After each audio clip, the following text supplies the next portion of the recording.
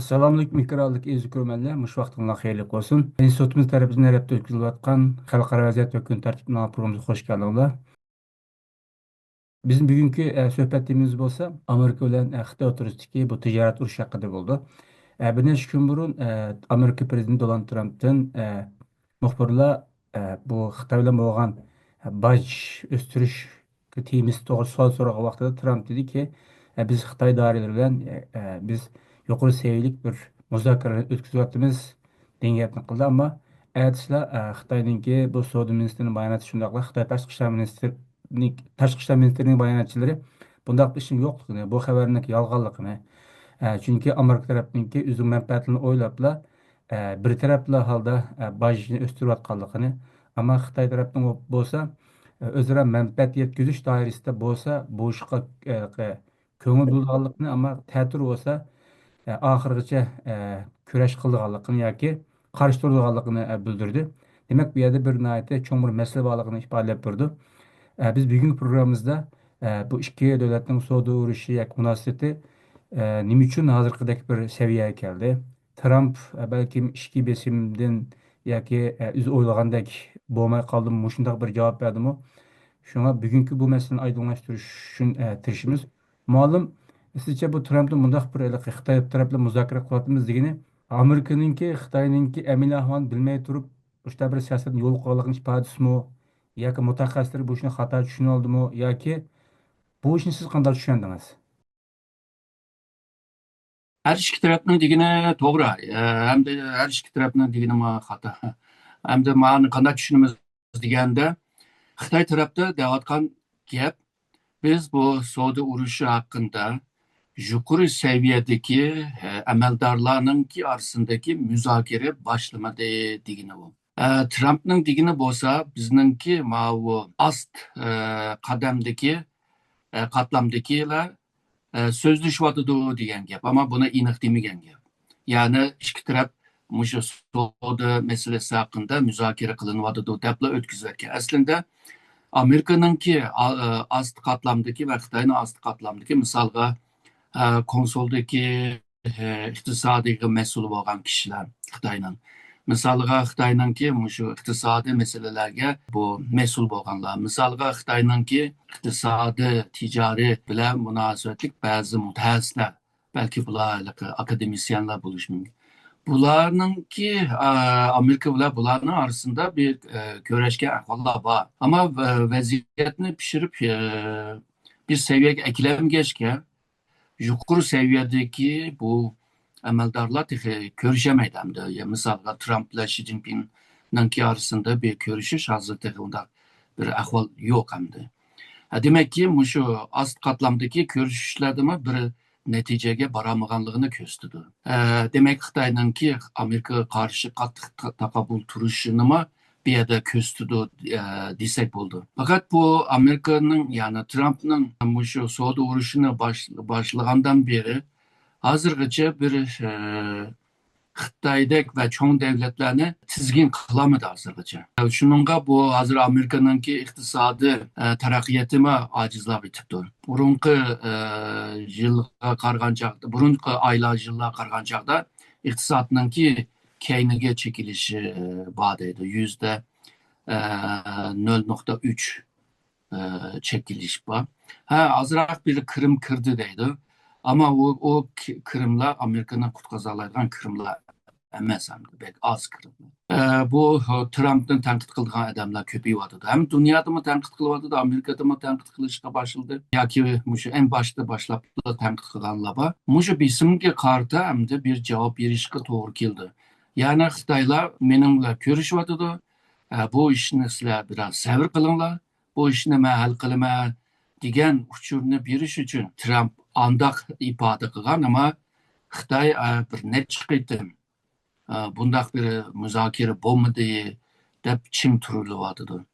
Ya'ni ham Amerikaga uchur beryotidi. Agarda shu muzokara qilman desang, haqiqiy bundaq bir samimiy, haqiqiy tuz ko'ngil bilan kel, undan kim buni muzokara qilamiz deb bu uchurni Amerika tarafga berdi. Hamda bu savdo urushi devam qilyotidi. Bir yerga borgan chog'da balki ko'rishishlar boshlaydi. O ko'rishishning o'zimi yana uzun bir bosqich hamda umi bir jarayon. Bu jarayon bilan nurg'un ishlar dunyoning tamponligi, siyosiy, iqtisod, tijoriy ishlab chiqarish va ta'min qilish zanjirigacha jiq narsalar o'zgardi hamda bu savdo urushi bilan billa. Ma'lum bu emniyetçilik Trump'taki müşüne ben biz kuruşuatımız diyen bu iddiası bilen Xitayning bunu yalganlaşı otursa emniyete işgal otursa ilki işen krizisininki allıburun çoğunkurlaşkanlığını işaret deyip qarayman. Bu işen krizi çoğunkurlaşkansı elbette siz degендek keyinki bu diplomatik uçuruşlarda, sohbetlerde, diyaloglarda çoğun kıyınçlıklarını ilip kelishi mumkin. Çünkü Xitay tarafı sen bunda bir aldığı keyni yok gaplarni qilsam biz siz degandek qandaq bir yerda o'tira olamiz. Ondan keyin bu bu xalqaro taratqulardimi Trumpning nisbatan pasporun uchib qolganligini qisqasi Amerika hukumatiniki bu savdo urushda yoki Xitoy bilan bo'lgan munosabatda sal pasporun uchib qolganligini quldagi ko'zlarninki nisbatan ojiz ekanligini Xitoyniki iqtisodiy ahvolni Xitoyning amil davlat kuchini yaxshi analiz qilmaganligini Xitoy tarafining bo'lsa bunga allburun tayyorlik qilib puxta tayyorlik qilayotganligini shuningdek Xitoyniki bayonotlari qat'iy keskin ekanligini deyotgandi. Siz evatayotgan maqolalarda analiz xarakterlik hatto sizni analizdimi Xitoyninki bu tarafda xuddi utib chiqadigandek yoki oldiga o'tib olgandek aktiv burun o'tib olgandek bunda bir ta'sirot paydo qilib qo'ygandek ko'rdim men bu xalqaro taratqularda. Sizce bu mushtaq ahvol bormi yoki siz buni qanday qaraysiz? Hamda bu savdo urushunda kim tutadi, kim tutmaydi degan natijaga berish hozir baldur, biraz baldur. Ama hozir bu urush boshladi hamda. Boshlagandan keyin har ikki taraf ba'zi taktiklarni ishlatadi, ba'zi o'yinlarni o'ynaydi. Kelajakdagi ko'rishish, muzokaraga hozirni kuchlantirish uchun o'ynaydi. Bu o'yinlarda hamda shu mediani yaxshi ishlatadi. Nurg'un odamlarni qaymoqtiradigan ahvollar bo'ladi. Shuningga bu mediada har chiqqan tahlillar, analizlar, xabar analizlar hammasi to'g'ri bo'ldi degan gap emas hamda. Ba'zilari to'g'ri, ba'zilari bo'lmaydi. Ammo Xitoy jihatdan qaraydigan bo'lsak, Xitoy bu savdo urushida bir tayyorligi bor. Trumpning birinchi qitim hokimiyat beshig'iga kelgan chog'da, misol 2019da savdo urushi boshlangan.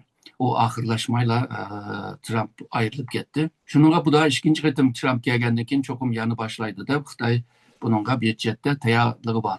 Misol 2019dan keyin Xitoy shu qo'shda aylantirish degan bir gap bor, bu Shangxinhuan degan. Ya'ni tijoratni ham dunyoda aylantirish hamda Xitoyning ichidan aylantirish. Va Amerikaningki savdo urushi qattiq bo'lsa o vaqtida biz az ziyon tortamiz. Misolga deylik, shu Amerikaningki sotadigan bir xil po'choq bor. Buning %80'ini Xitoyga sotadi. Xitoy bu po'choqlarni jiq ilib nima ish qildi deganda, shu cho'shqa uchun yemga tayyor qildi. Hozir bu Amerikada ilayotgancha boshqa yerdan og'ini yo'q. Shuningga Amerika buni savdo urushida buni to'xtatgandan keyin yem bo'lmagandan keyin po'choq bo'lmagandan keyin yem yo'q, yem bo'lmagandan keyin cho'shqani boqolmaydi, cho'shqa boqolmagandan keyin go'shtning bahosi o'sadi, go'shtning bahosi o'ssa xalq norozi bo'ldi. Mana bir zanjirsimal masala bor. Hozir Xitoy buni boshqa davlatdan ilishga tirishdi, ya'ni bu ta'min qilish zanjirini o'zgartirdi. Agarda misolga buni bir necha davlatdan chechib turib oldigan bo'lsa, yani bütün tuxumni bir sevatga solmay ayrı saldigan bir taktikni ishlasa, yani tanlashning yo'lini ko'paysa, yani Amerikaga beqinib qolmaydigan ba'zi mahsulotlar bor. Hozir Xitoy shuni qilyotdi. Shuningga bu Amerika Xitoy orasindagi savdo hozir borgan sari azayyotdi, yani raqam jihatdan, bu so'm jihatdan azalyotdi, chunki Xitoy boshqa yerdan tanlashga boshladi. Mana Xitoyningki ichki bozorni aylantirish degan gap. Xitoyda 1,4 million inson bor. bu inson nufusi bilan agarda xitoyninki ichki bozorni planlagandek ya da kutgandek orzu qilgandek saviyada piqirta olsa uni, ya'ni bu nüfus bilan xitoyning iqtisodini ilib bog'liq bo'ldi. Ya'ni xitoy iqtisoddan qiynalib yo'qolib ketadigan, tugab ketadigan, cho'kib ketadigan saviyaga tushmaydi. Ya'ni o'zini ta'min qila oladigan bir xil iqtisodni qila oladi ya'ni. Ama Xitoy xalqini bilsa, iqtisod nacharlashgan vaqtida yanchiqdagi pulni xarjlamaydigan, u yoq bu yoqqa tiqib qo'ygan, uyda tiqib qo'ygan pullarni aldirab xarjlamaydigan, ba'zi qayerlar man qayerlik pul bu deb xarjlamaydigan bir odatmi borchi. Shuningga davlat necha qitim tashviq qilyapti bu pulni xarjlanglar. Hatto bankining o'simini eng to'van saviyaga akilib, ya'ni banka qo'ysangmi o'sim pulni topamaysan degandek xil tadbirlarni qilsimi Xitoyning ichki o ticari aylanishmi pek bo'lmayapti. Yani kutgandek saviyada emas hamda. Hamda taktik jihatdan, yani uslub jihatdan Amerika ular nima ish qilyapti deganda Xitoyningki bu strategiya tushunchada bir xil uslub bor. Yumshoq ular qattiqni yengish. Yiru Kegang deydi. Bu aslında Taoizmninki falsafasiningki bir tushuncha. Ama buni strategiyalarda da işletildi. Yani ben yumuşak kuch bilan senin qattiq kuchingni yengalayman. Misolga deylik, bir kuchni shu shilimga ursang, o kuchni emkitadi-chi, tegmaydi. Bir paxtaga ursang ham unchalik bir kuch tegmaydi. Aksicha bu seni o'rab, seni qiyin ahvolga tashlab qo'ygan bir xil taktik bu. Bu taktik hamda boshqa millatlarningki madaniyatida bek yo'q, kultur madaniyatida Xitoyda bor. Bu nima hozir buningki ijroatini qanday qaraymiz deganda, sen qilganingni qilaver, men kutib turman. Men bu tayoqni yeb turman, men chidab turman. Shu oxirida sen butun kuchingni chiqib bo'lgandan keyin, men undan keyin sen qarshi gap qilaman deydigancha. Hatto bu xil tushuncha bu Xitoyningki kung-fu kinolari bor-ku. Xitoy kung-fuchilar tayoq yeb ketadi. Yerda yetib ketadi. Ammo tuyuqsizla bir narsani o'ylab qoladi. Ustozninki bir gapini yoki bir yerdan o'rganib olgan falsafa so'zni birdan bir jonlanib ketadi-ku. Ashuma shu Yiru Kegangningki bir ayon qilinishida hamda. Shuningga bu Xitoyningki ishlatgan uslub mushu hamda. G'arbda bunday uslublar bek ko'p bo'lmaydi. G'arbningki tushunchasi qo'l kurash bor-ku. Men sening qo'lingni yemisam, men sening qo'lingni ilishmay, ya'ni sening bilan do'st bo'laman deydi. Xitoy deydi, sening bilan bunday o'ynamayman deydi. Men boshqa mening bilgan uslub bilan o'ynayman deydi. Bu tushunchani men nimadami ko'rgil bo'ldi. Masalan, shaxmatda. Xitoyningki shaxmatmi bor-ku, qartash va aqtash yi deydi uni. Ma'u g'arbningki shaxmatni uyg'urlarni yaxshi biladi. Ya'ni g'arbliklarning shaxmatningki maqsadi qarshidagi dushmanni birdan yo'qotib etish, raqibini. Sharoitlarni zo'rlashtirib, qiyinlashtirib yo'qotish. Xitoyningki shaxmat uslubi nima deganda, seni ko'p ma'u sondagi tosh bilan seni bo'g'moq, seni nafassiz qilish, oxirida seni muasirga ilib, seni nafassiz qilib etib o'ldirmak. O'xshamaydi. Bu Yiru Kegangningki bir uslubi. Shuningga buningga qaragan chaqda o zaman Xitoy chidayolamdi, oxirigacha masala bor-da bu yerda.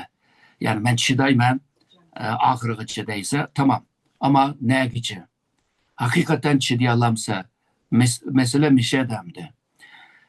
Amerika Xitoyga qarshi eng azda 1-2 yil mushu hujumni qila olishi lozim. Agarda u 1 yil qilib qo'yib qilmay qolsa, u vaqtida Xitoy futib olgan bo'ladi.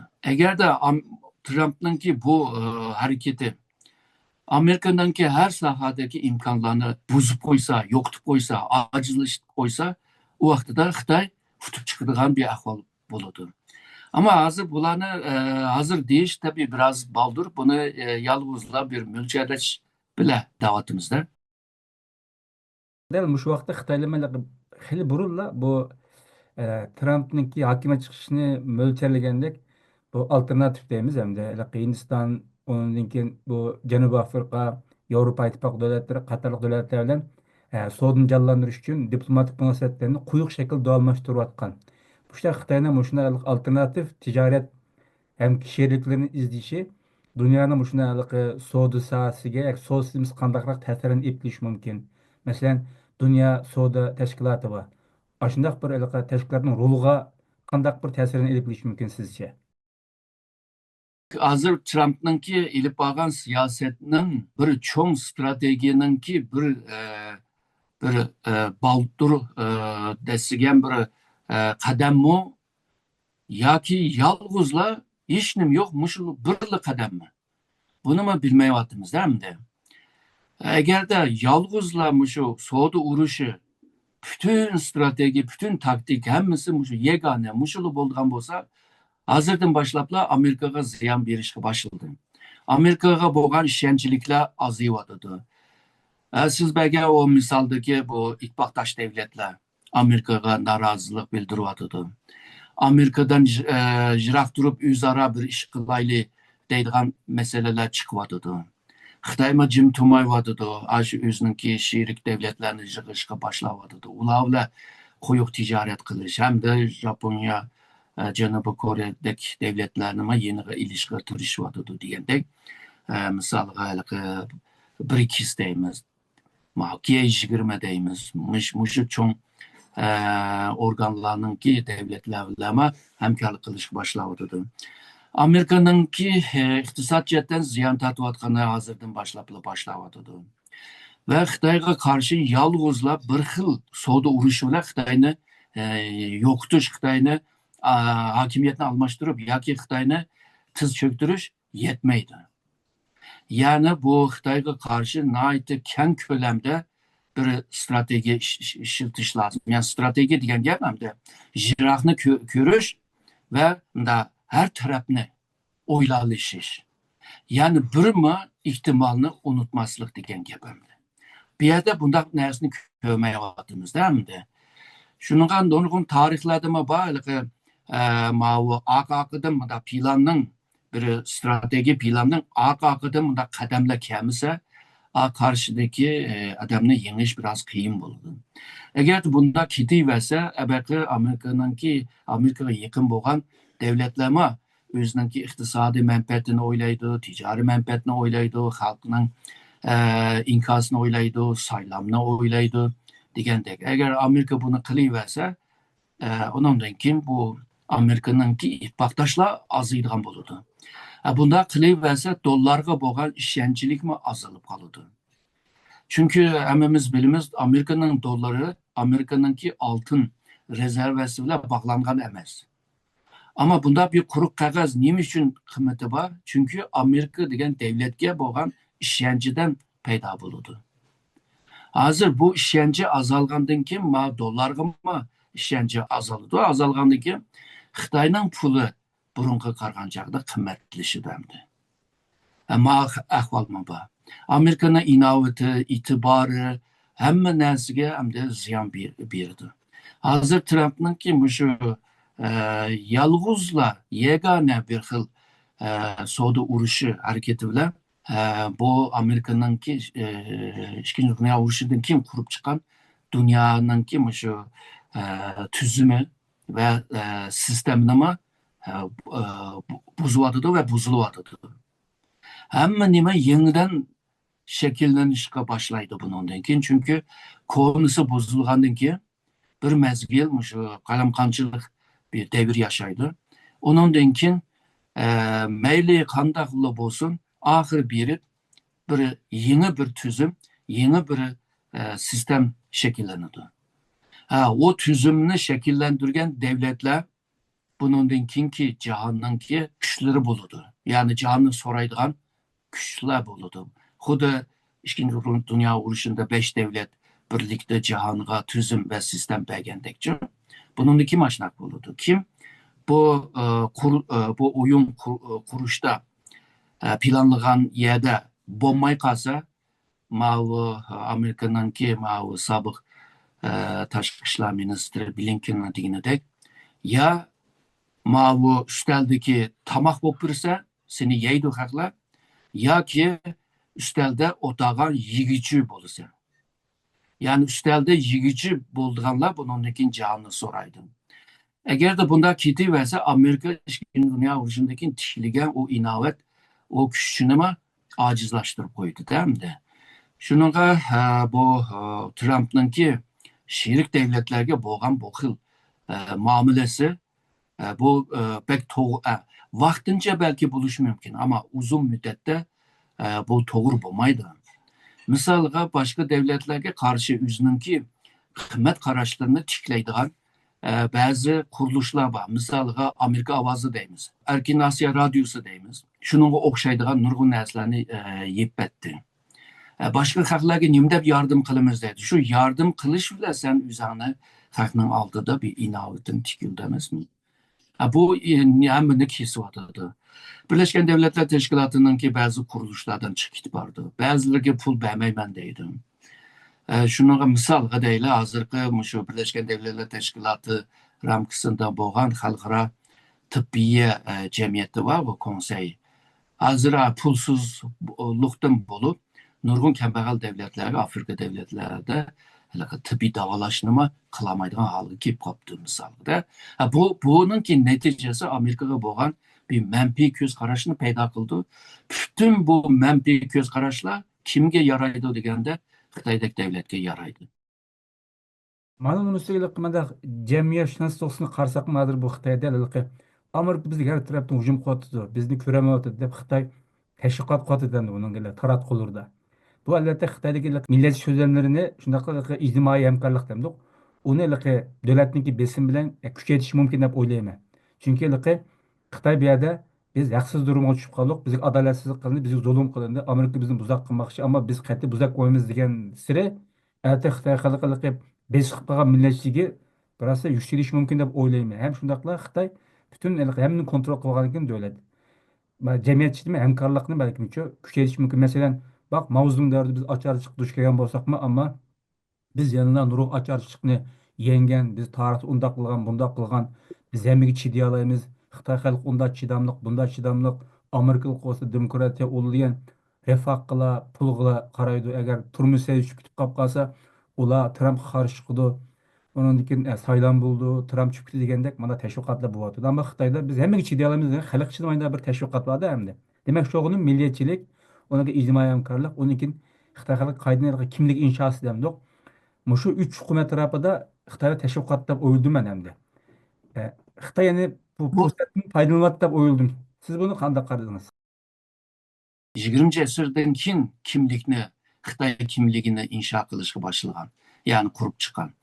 Ama Xitoylar ash vaqtlarda eng kambag'al vaqt edi. Xalqma namrat vaqt edi. Yani Xitoyninki bu medeniyetinde, kültüründe aciz bo'lsima, shu quruq ko'kat yeb bo'lsima, milliy menfaatni qo'g'daydigan bir odat bor. Biz deyotgan bununla unmaydigan Xitoylar, biz deyotgan o Xitoylar, şehirni ko'rgan, dunyoni ko'rgan Xitoylar, ularning soni ko'p emas. Ularning kommunist Xitoy yagona bir hokimiyat bo'lg'achqa, ular joylab o'tadi ularni baribir. Shuningga bu Xitoy qiyinchilikda bo'lsima, yana shu millatchilik degan tuyg'uni yine ishiltib turib, xalqni yine o halga ekilelaydi. Bu medeniyetinden töpeyli. Ondan kim bu siz degandek bu dünyada Xitoy o'zini mushu haqliq haliga ekilishga tirishadi. Buni xalqiga anlatdi. Biz haqli turib Amerika mushuna haqsizlik qilyapti bizga. Biz Amerika'nın bu haqsizlik qarshi biz mushuna birlikda qilmasak, chidamasak, qiyinchiliklarga vardashlik bermasak bo'lmaydi degan tashviqotni hozirdan boshlablar davodadi hozir. Hatta qiziqarli bir ahvol bor. Hozir mushu g'arb dunyosida inson haqlari, demokrasi deydigan odamlar qolmadi. Ama bunu dünyada en başta, en aldıda yegane vaqirab chaqirib yurgan Xitoy. Hozir inson haqlari, demokrasiyani qo'g'digan Xitoy bo'lib qoldi. Ya'ni Xitoy hozir mushu dunyoda Amerika bilan bu kurash jarayonida o'zini bu axloqiy eng tepasiga chiqyotdi.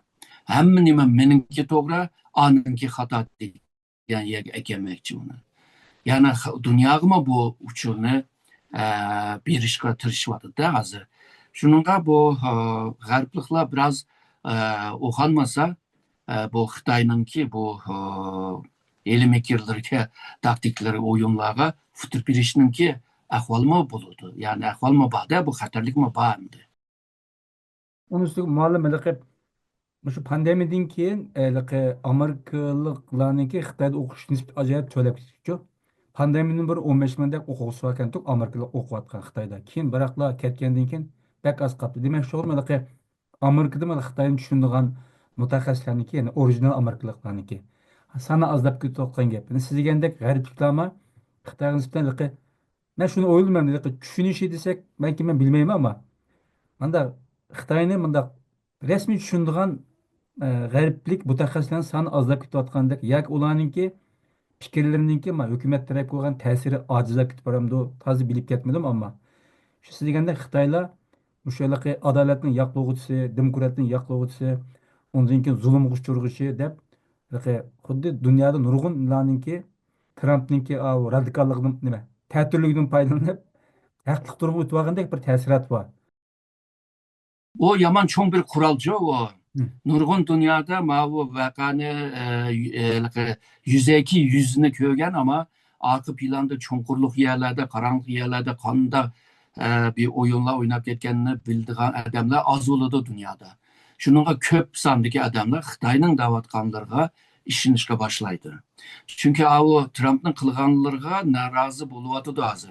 Misalıga bu da Trump'nınki ray sınashda Trump'ni qo'llaydiganlar %37 qoldi. Bu birinchi qatim hokimiyat vaqtidami to'van va shu Amerikaningki keyingi 80 yilning ichida eng to'van olgan kishi bo'libdi. Demakki, Amerikaning ichida, Yevropada nurg'un shu Amerikaningki sherik davlatlarida Amerikaga bo'lgan norozilik bor. Bu norozilik aylanib berib Xitoyni qo'llaydigan, Xitoyning gapini to'g'rilaydigan bir ahvolga tushib qolish mumkin. Xitoynimi yaxshi bir davlat emas deb biladi. Ammo Amerikani Trumpni yaxshi ko'rmagachga ani yaxshi ko'radigan mana bir psixologiya bor insonlarda. Shuning Xitoy mushu psixologiyani yaxshi ishlatishga tirishyapti. Ya'ni mushu pandemiyaning xato siyosati, virus siyosati var. Ondan keyin iqtisoddagi xato siyosati Xi Jinping Xitoyni vayron qilyapti. Hozir qaragan chaqda Xitoy Xi Jinping biroz aqllangandek ko'rinyapti. Yoki Xitoyningki Xi Jinpingning atrofidagi odamlar borgan siri yaxshi fikrlarni berib Xi Jinpingni qabul qilgan mushlar bir ahvolga aylanyapti-da. Shu 2020dan 2024gacha Xi Jinpingning siyosati pek to'g'ri emasdi. Mushalig'i tushib qolishining sababi Xi Jinping hamdi. Ammo hozir shu Trump hokimiyat beshiga kelgandan beri abay deyilgandek bir ustalik bilan o'ynashga boshlanyapti. Hamda siz degandek bu Xitoyni taniydigan odamlar aziyib ketdi. Sabab shumi, umi? Sizning degan sabablar hammasi bor. Ama bir ahvol bor, uni deb o'tib ketay deyman. Burunqi misoliga 1970'larda Amerikaningki Xitoy mutaxassislari bor. Yaman kuchli odamlar bordi. Bular sinologiya, ya'ni Xitoy ilmini o'qigan odamlar. Ya'ni Xitoyning falsafasini, tarixini, kültürini, medeniyetini, turmush, yasham, psixologiya jiqnasini biladi hamda. Ammo hozirgi Xitoy mutaxassislarining ko'pi qanday deganda xalqaro munosabat degandek ilmlarda o'qiydi. Dunyo siyosat degan ilmda o'qiydi. O'qiblar Xitoyga bordi, Tayvanga bordi, Xitoycha o'rgandi. Shuni bilan o'qigan ilmi bilan Xitoycha bilan birlikda Xitoy mutaxassisi bo'ladi. Hozir Amerikaning Xitoy mutaxassisiningki bir shartimi Xitoycha bilan maqola yoza olish. Shuning bilan bu yolg'izlar xalqaro munosabat ilmi bilan Xitoychani qaytiblar qilgan gapda bu. Yani Xitoyningki arka plandagi cho'nqur kallasining qitig'ininki cho'nqur yerdagi o'yin taktik ilmikerlarni o'ylab yetolmaganda. Misolga nurg'un mutaxassislar, Xitoy mutaxassislar Yevropani, Amerikani ko'ngzini pek maqtab tushdi hamda. Ko'ngzi pek isil gap qilgan odamga, u falsaf filosofga, o belki şu Allah'ın evetken elçilerden biridir deydigan Türkiye'de mi şu gepler var değil mi? Ama konusununki ideyası feodalizm bir hakimiyetine qoğdap qolish üçün ya da hakimiyet ideologisidir o. O bugünkü cihanda düşmeydigan bir ideoloji. Nima üçün bu Xitoy mutaxassislar konusu hakkında manda müsbet şekilde gap qildi? Bular yani Xitoyni yaxshi bilmaganligi. Bular emas, Taoizmni yaxshi bilmaydi.